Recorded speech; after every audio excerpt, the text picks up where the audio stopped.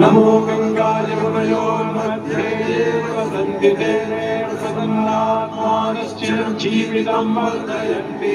नमो गंगाय यमुनयोर्मुनिभ्यश्च नमो नमो गंगाय यमुनयोर्मुनिभ्यश्च नमः। ओम शांति शांति शांति।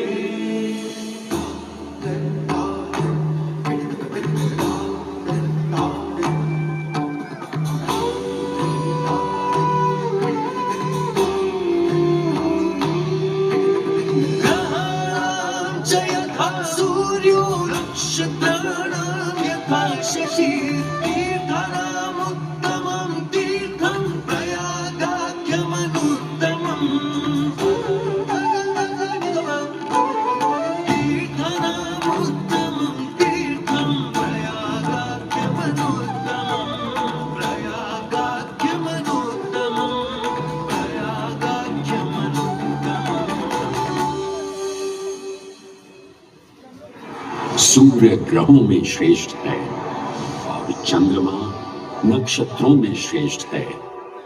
उसी प्रकार प्रयाग सभी तीर्थों में सर्वश्रेष्ठ है।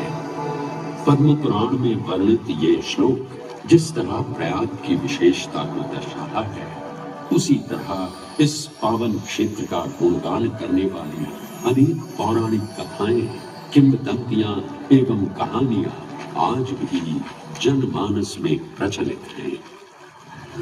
ऐसी ही एक पौराणिक कथा है जो भगवान ब्रह्मा को प्रयाग से जोड़ती है। मान्यताओं के अनुसार भगवान ब्रह्मा को यज्ञ करने हेतु एक दिव्य स्थान की आवश्यकता थी, जिसके चयन को लेकर वे बड़ी ही दुविधा में थे। अपनी दुविधा के निवारण हेतु भगवान ब्रह्मा नागों के देवता महाराज शेषनाग के यहाँ पहुंचे और उनसे कहा, हे आदिशेष, मैं यज्ञ करने हेतु इस सृष्टि में एक ऐसा स्थान ढूंढ रहा हूं जो दिव्यता और पवित्रता की दृष्टि से सर्वोत्तम हो। क्या आप मुझे ऐसा कोई उपयुक्त स्थान बता सकते हैं जो सभी तीर्थों में सर्वश्रेष्ठ हो? जगत रचयिता को मेरा प्रणाम। भगवान, मैं धन्य हूं कि आपने मुझे इस योग्य समझा। क्यों ना आप स्वयं ही सभी पवित्र स्थानों का मूल्यांकन करें। ऐसा कीजिए, आप तुला के एक पलड़े पर सप्तपुरियों को रखिए और दूसरे पलड़े पर भगवान विष्णु के स्थायी निवास प्रयाग को रखिए, जिसका भार सबसे अधिक आए। मेरे विचार में वही सर्वश्रेष्ठ तीर्थ होगा। इस मूल्यांकन के परिणाम स्वरूप प्रयाग का पल्ला ही भारी रहा।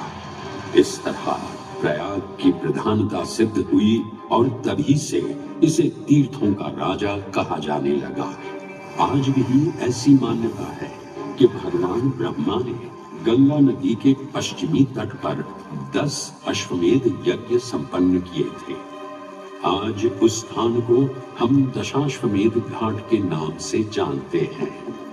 भगवान ब्रह्मा के अलावा इंद्रदेव, वरुण देव एवं सोमदेव ने भी प्रयाग क्षेत्र में ही भगवान विष्णु की आराधना करने हेतु यज्ञ किए थे, जिससे उन्हें भी श्री हरि का आशीर्वाद प्राप्त हुआ।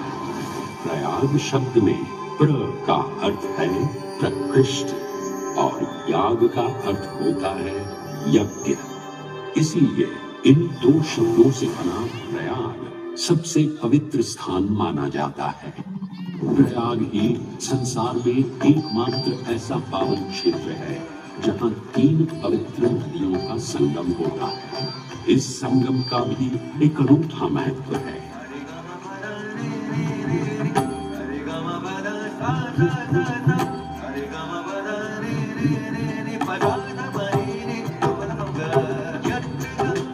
यमुना जय सरस्वती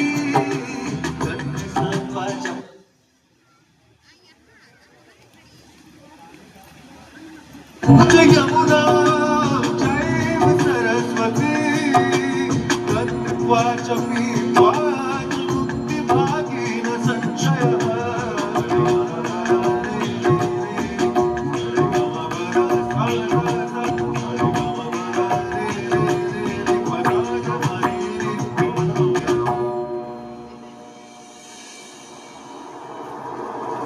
तुम्हें गंगा, यमुना और सरस्वती जैसी 3 सबसे तृप्त और पूजनीय नदियों का दिव्य संगम होता है। नदियों के संगम में स्नान करने एवं संगम का जल ग्रहण करने मनुष्य मुक्ति का अधिकारी बन जाता है और इस किंचित भी संदेह नहीं है। ब्रह्म पुराण में ब्रह्मा जी भी कहते हैं कि प्रयाग में सरस्वती जी अदृश्य गंगा जी से मिलती हैं। इसलिए इस क्षेत्र को श्री तीर्थ संगम भी कहा गया है। सरस्वती नदी के अदृश्य से मिलने के पीछे भी एक पौराणिक कथा सुनने को मिलती है। माना जाता है कि बद्रीनाथ क्षेत्र की गुफाओं में जब वेद भगवान गणेश को महाभारत की कथा सुना रहे थे, अब उस क्षण सरस्वती जी हिम शिखरों से टकराए अपना मार्ग बनाती हुई बड़ी ही तीव्र गति से बह रही। सरस्वती नदी के इस तेज बहाव से उत्पन्न होने तेज ध्वनि वेद व्यास जी का ध्यान भंग कर रही। इसलिए महर्षि वेद व्यास जी ने सरस्वती जी से वेद ध्वनि को कम करने का आग्रह किया, परंतु उनके अनुरोध भी जब सरस्वती नदी के वेग एवं ध्वनि में कमी नहीं हुई तो उन्होंने क्रोधित होकर सरस्वती जी को छोड़ दिया और कहा कि वे अब धरती के भीतर यानी कि पाताल लोक में वाली होगी। तब से ये माना है कि हिम शिखरों से उद्गमित हुई सरस्वती नदी उत्खंड के माना गांव से आगे अपने अदृश्य रूप में प्रवाही हुई। आगे चलकर यही अदृश्य मां सरस्वती प्रयागराज में गंगा एवं यमुना नदी सर त्रिवेणी संगम को पूर्ण करती है। ये प्रयागी पवित्रता का उद्गम है, जिसके अंश हमें वेदों पुराणों में भी मिलते हैं, जिनमें वर्णित है सुरों द्वारा हुआ समुद्र मंथन।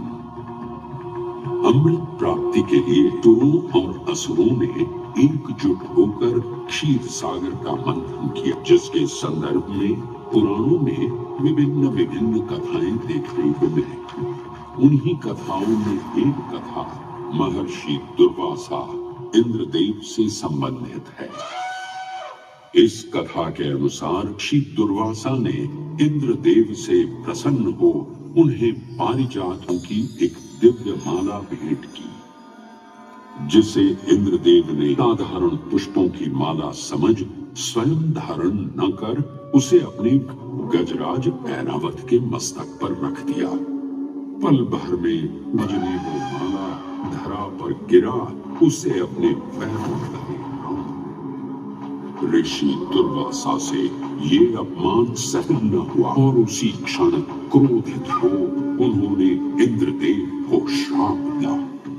हे अहंकारी इंद्र, तेरा इतना दुस्साहस कि तूने मेरा अपमान किया।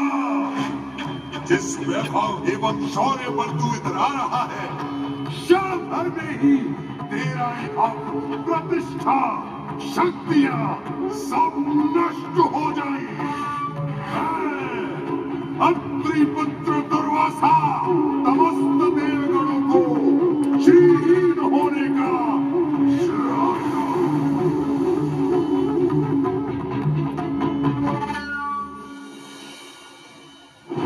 इस श्राप के परिणाम स्वरूप सुख से लेकर वैकुंठ धाम तक का सारा वैभव चला गया। जहां स्वर्गलोक में सभी देवता अपना वैभव एवं हो चुके थे, वहीं वैकुंठ धाम में मां लक्ष्मी भी सागर की गहराइयों में चली गई। उनके जाते ही उसका संतुलन बिगड़ने लगा एवं असुर राजा बलि ने लोग अपने अधीन कर लिए। ये सब देखकर ही देवतागण अपने श्राप के निवारण हेतु भगवान विष्णु की शरण जा पहुंचे और कहने लगे, हे पालनहार, स्वामी, अब आप ही हमें इस श्राप से मुक्त होने का अवसर दें, अन्यथा हम अपनी शक्तियों से सदैव वंचित ही रहेंगे और युद्ध में कभी भी असुरों का सामना नहीं कर पाएंगे। हे देवराज, दुर्वासा के श्राप से सभी देवतागण जीवन के काल चक्र में बंध चुके हैं। इस काल चक्र आप से मुक्त होने के लिए अब केवल एक ही वश है, और वो है समुद्र मंथन। इस समुद्र मंथन से निकलने वाले रत्न ही के खोए हुए यश, वैभव और कीर्ति को पुनः स्थापित करेंगे। परंतु आप मंथन के लिए असुरों के बल की भी आवश्यकता होगी, क्योंकि उनके बिना यह समुद्र मंथन संभव नहीं। जैसी आपकी आज्ञा प्रभु, हम पश्चात समुद्र मंथन करने के लिए तैयार हैं। देवों और असुरों ने एक मत होकर क्षीर सागर का मंथन करना स्वीकार। जहां मंदार पर्वत मथनी के रूप में आए तो वहीं वासुकी नाग को नेति की भूमिका मिली। भगवान विष्णु ने स्वयं कुर्म अवतार धारण कर मंदार पर्वत उसका आधार प्रदान किया। क्षीर सागर को मंथन किया गया और 14 रत्नों ने सबसे पहले हलाध्वज उत्पन्न हुआ। उस विष के प्रभाव को कोई देवता या असुर सहन करने में समर्थ नहीं थे। कालकूट विष से सृष्टि का विनाश हो सकता था। ये इस आपदा से बचाने स्वयं देवों के देव प्रकट हुए और उन्होंने इस विष का पाया। ये सब देख मां पार्वती ने विष को पान शिव के कंठ तक ही रोक दिया। इस कूट विष के प्रभाव से महादेव का कंठ नीला पड़ गया। तभी से उन्हें नीलकंठ के नाम से भी जाना जाने लगा।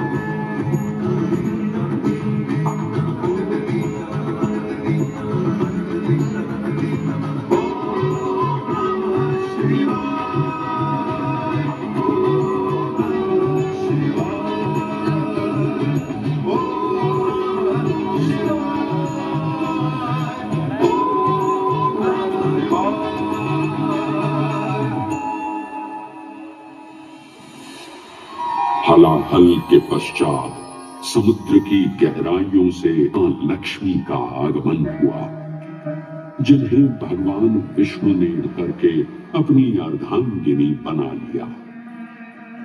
इसके पश्चात समुद्र मंथन से एक एक कर कामधेनु गाय, पारिजात वृक्ष, चंद्र, कल्प, अपार सुंदर अप्सराएं, गंधर्व, शंख, उच्चैःश्रवा, वारुणी एवं कौस्तुभ मणि जैसे अनेक रत्न उत्पन्न हुए। लेकिन सभी को जिस रत्न की सबसे अधिक प्रतीक्षा थी, उस रत्न का निकलना अभी बाकी था। अंततः आयुर्वेद के देव धन्वंतरी अपने हाथ में अमृत हुए प्रकट हुए। अमृत कुंभ पानी की लालसा में सुरों और असुरों के मध्य एक घमासान युद्ध आरंभ हुआ। इसी युद्ध के दौरान स्वरभानु एक असुर अमृत कुंभ को अपने अधीन कर पाताल लोक की चल दिया। तब अमृत कलश को वापस पाने हेतु दिगण अपने आराध्य भगवान विष्णु का स्मरण करने लगे। तदोपरांत भगवान विष्णु एक सुंदर मोहिनी का रूप धारण कर पाताल लोक पहुंचे, जिससे फिर सभी असुर सम्मोहित होने लगे।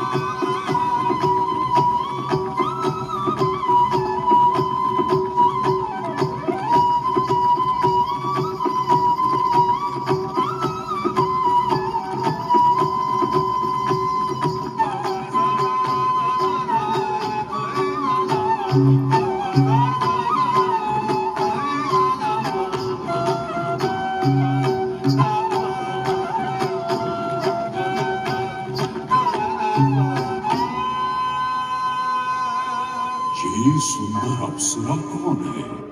ये कहां से आई है? इसने तो मेरा मन ही मोहा। इसे तो मैं ही लेकर रहूंगा। इस सुंदर अप्सरा ने तो हम सबको सम्मोहित किया है। हे सुंदरी, तुम कौन हो और यहाँ क्यों आई हो? हे असुरराज, मैं मोहिनी हूँ। ये समझ लीजिए कि मैं आप ही की सहायता हेतु यहाँ हूँ। हमारी सहायता हेतु? परंतु वो कैसे? मैं आपको ये ज्ञात कराने आई हूँ कि अमृत की अस्थि और गुण तो कलश के तल में विद्यमान है, जबकि ऊपर तो केवल जल मात्र है, जिसके ग्रहण करने से ज्यादा कुछ न होगा। आप सभी इस अमृत को देवताओं के साथ बांट लीजिए। आखिर आप सभी ऋषि कश्यप के ही तो पुत्र हैं। देवताओं के साथ अमृत बांटने से एक तो आपका व्यय बढ़ेगा और दूसरा जो अमृत का फलदायक भाग है उसे आप ही ग्रहण कर सकेंगे। हे मनमोहिनी, सत्य ही कह रही हो। परंतु अगर हमने ये अमृत कलश देवताओं को दे दिया तो क्या पता वे सारा अमृत स्वयं ग्रहण कर लें और हम सभी असुर इससे वंचित ही रह जाएंगे। आप निश्चिंत रहिए, ऐसा कदापि नहीं होगा। मैं स्वयं ही सभी सुरों और असुरों को अमृत पान करवाऊंगी। साथ ही साथ ये सुनिश्चित भी करूंगी कि अमृत का फलदायक आप सभी को ही प्राप्त हो।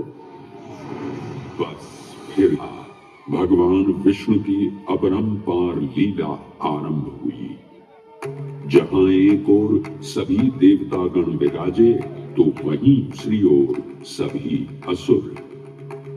मोहिनी रूप धारण विष्णु एक एक कर सभी देवताओं को अमृत पान करवाए, जिससे वे पुनः अपनी शक्तियां प्राप्त कर सकें। परंतु स्वरभानु नाम का असुर जल्द ही भगवान विष्णु की ये चालाकी भांप गया और चुपचाप आवेश धारण कर उन्हीं के बीच में जाकर विराजमान हो गए। तब जैसे ही मोहिनी स्वरभानु को अमृतपान के हेतु अग्रसर हुई, ठीक उसी क्षण सूर्य एवं चंद्रमा स्वरभानु का असली रूप पहचान गए। ये ज्ञात होते ही भगवान विष्णु अपने मूल रूप में स्थित हो गए और अपने सुदर्शन चक्र से स्वर्भानु को धड़ से अलग कर दिया। परंतु तब अमृत की 2 बूंदें स्वर्भानु के कंठ से उतर चुकी थी, जिसके चलते वो अमरत्व प्राप्त कर चुका था। इस तरह स्वर्भानु के कटे हुए सिर के भाग को बचाना पड़ा और धड़ को केतु के नाम से जाना जाता। माना जाता है कि प्रतिशोध की ज्वाला में राहु एवं केतु सूर्य एवं चंद्रमा पर ग्रहण लगा। इस प्रकार सूर्य और चंद्र पर ग्रहण लगना राहु और केतु का प्रतिशोध माना जाता है। भगवान विष्णु की लीला देख सभी असुर अचंभित हो उठे। इससे कि वे कोई प्रतिक्रिया दे पाते, भगवान विष्णु के वाहन पक्षी गरुड़ ने शीघ्रता से अमृत कलश को उठा लिया और अपने से लेकर स्वर्गलोक की ओर चले। ते हैं पक्षीराज की इस यात्रा के दौरान पृथ्वी पर जा गए अमृत की कुछ बूंदें छलक कर गिर पड़ी थी और इनमें से उन नगरों की नदियों के पानी में अमृत जैसे हुआ गए थे। वे 4 स्थान हरिद्वार, प्रयाग, उज्जैन एवं नासिक है और कारण है कि इन 4 नगरों में कुंभ का पर्व मनाया जाता। ऐसी भी मान्यता है कि एक दिव्य दिवस एक सांसारिक वर्ष के बराबर होता है और पक्षीराज गरुड़ में 12 दिन लगे थे। इसीलिए हर 12 वर्ष में कुंभ पर्व मनाया जाता है।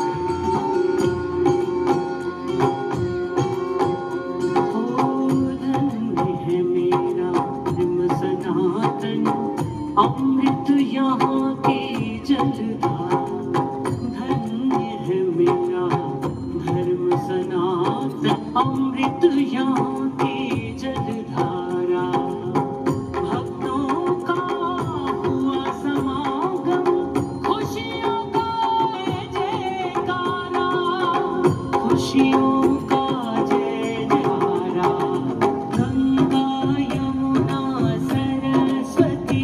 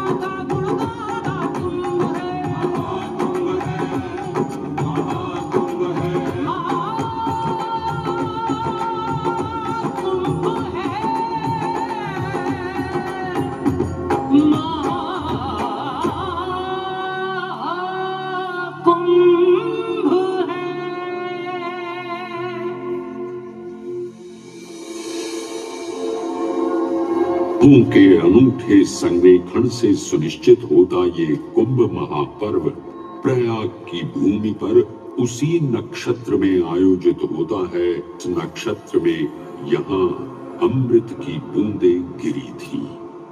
गणनाओं के अनुसार जब बृहस्पति वृषभ राशि में, सूर्य चंद्रमा मकर राशि चक्र में प्रवेश करते हैं, तब प्रयागराज में कुंभ पर्व आयोजित किया जाता है।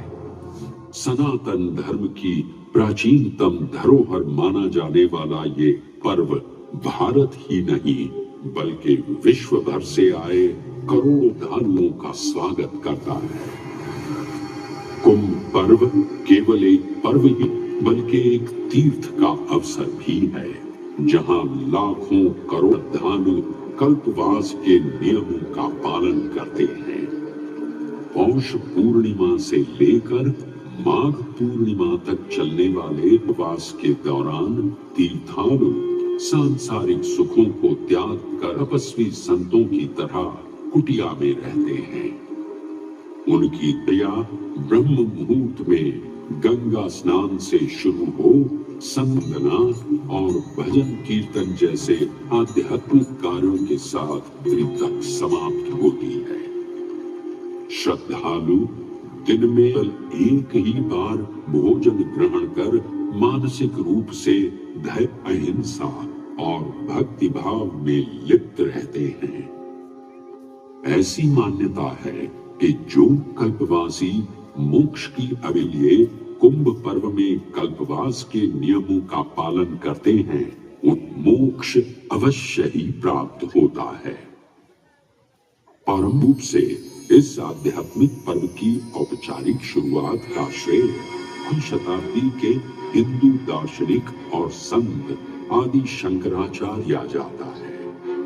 उन्होंने न केवल 4 पवित्र मठ पुरी, श्रृंगेरी, द्वारका और बद्रीनाथ की स्थापना थी, बल्कि सन्यासी परंपरा को जीवित रखने हेतु स्नान सन्यासी व्यवस्था का गठन भी किया था, जिसगत निर्माणी, अटल, निरंजनी, जूना, आवाहन और अग्निसात नामक अखाड़े निर्मित हुए।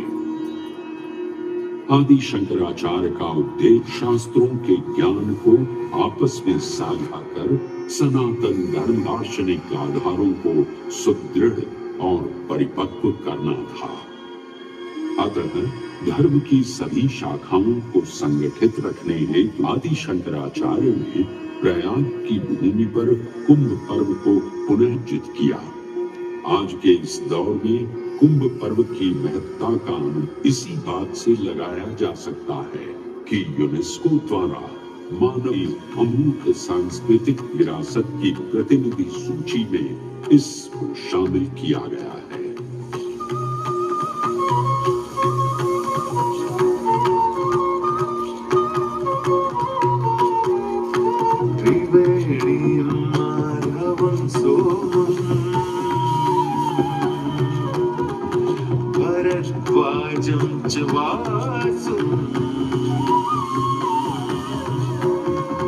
वंदे अयवटं शेषं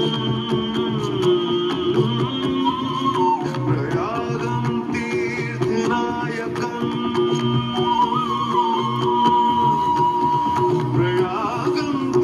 तीर्थनायकं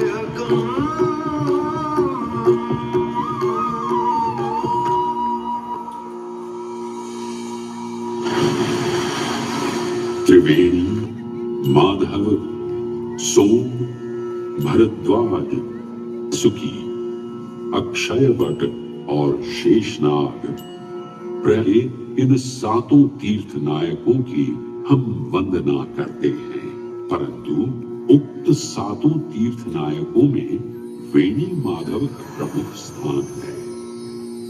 त्रिवेणी संगम में स्नान के साथ श्रद्धालु वेणी माधव मंदिर में दर्शन कर भगवान विष्णु आशीर्वाद भी प्राप्त करते हैं।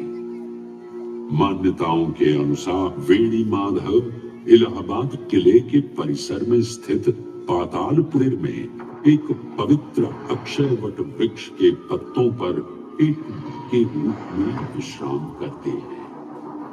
पौराणिक कथाओं अनुसार अक्षयवट एक शाश्वत वृक्ष है जो भगवान का स्थायी निवास है, जहां से वे सृष्टि का पुनर्निर्माण करते हैं। त्रेता युग में भी अक्षयवट वृक्ष लेख देखने को मिलता है। कहा जाता है कि भगवान श्री राम, माता सीता एवं अनुज लक्ष्मण अपने वनवास काल में इस स्थान पर आए थे। वैसे तो भगवान श्री राम का बस प्रयाग में श्रृंगी ऋषि को समर्पित श्रृंगवेरपुर धाम आरंभ होता है। ये वही स्थान है जहां निषाद राहुल ने भगवान श्री राम, माता सीता और अनुज लक्ष्मण गंगा पार जाने के लिए सहायता प्रदान की थी। वीरपुर से प्रभु श्री राम ऋषि भरद्वाज के आश्रम पहुंचे थे। भरद्वाज मुनि बसहि प्रयागा, गोस्वामी दास जी ने रामचरितमानस में ऋषि भरद्वाज का निवास स्थान प्रयागराज ही बताया है। ऋषि भरद्वाज से संगम की महिमा सुन प्रभु श्री राम, माता सीता और लक्ष्मण त्रिवेणी संगम में स्नान कर तीनों नदियों का आश्रय प्राप्त करते हैं।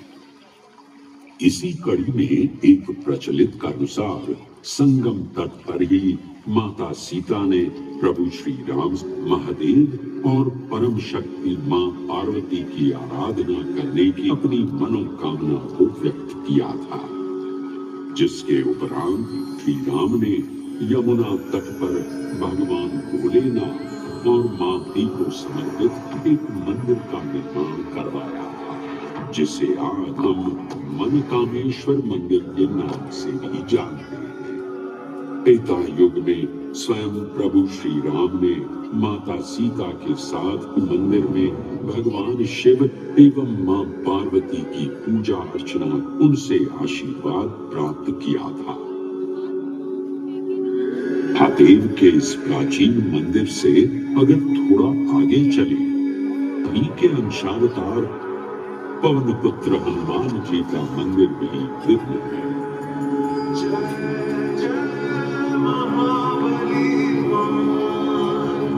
महावीर हनुमान, पवन पुत्र हनुमान।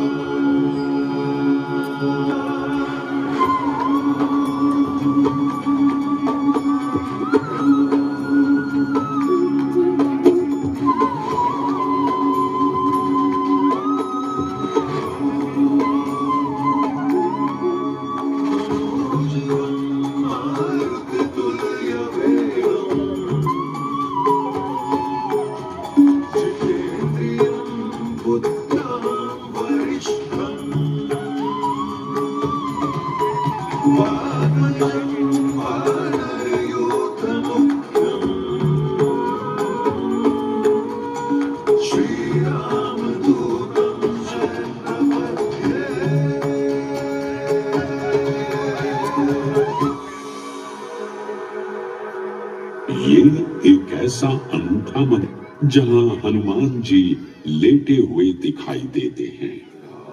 कथाओं की माने तो हनुमान जी के आदेशानुसार बागंबा को इस तट पर उत्खनन करते समय हनुमान जी की एक दिव्य मूर्ति प्राप्त हुई थी, जिसके फलस्वरूप आज बड़े हनुमान जी का मंदिर विद्यमान है। इस चमक से विस्मयाभिभूत हुए बाबा बाघंबरी ने हनुमान जी की से अपना जीवन समर्पित कर दिया। आज भी इसकी देखरेख का कार्यभार बाघंबरी गद्दी ने ही संभाल रखा।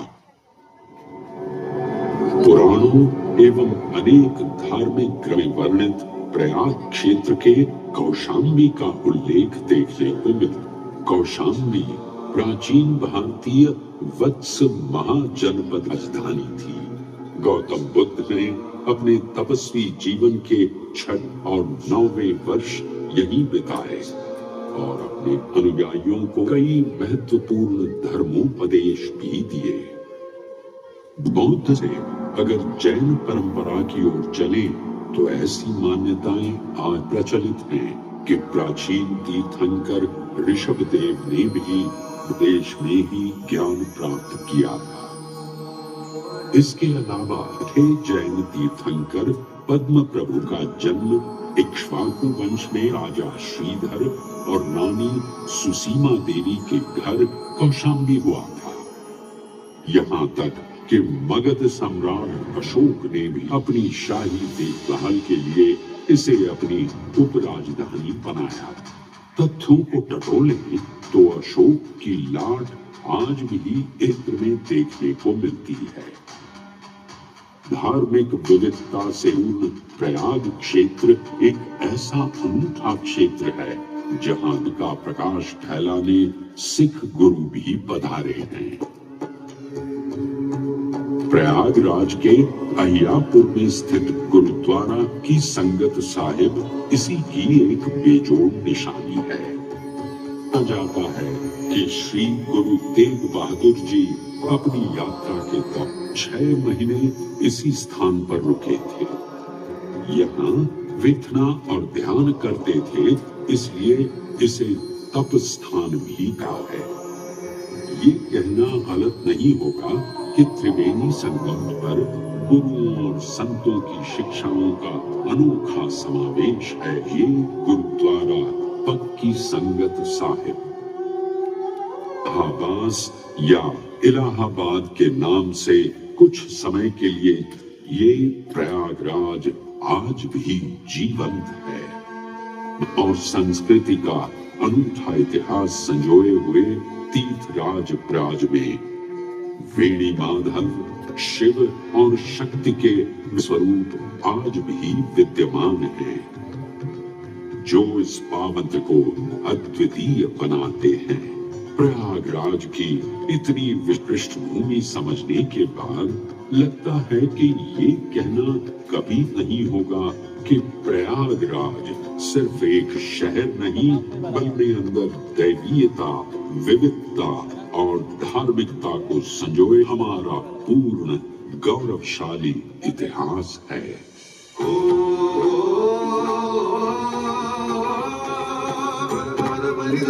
Bani sa sa sa sa sa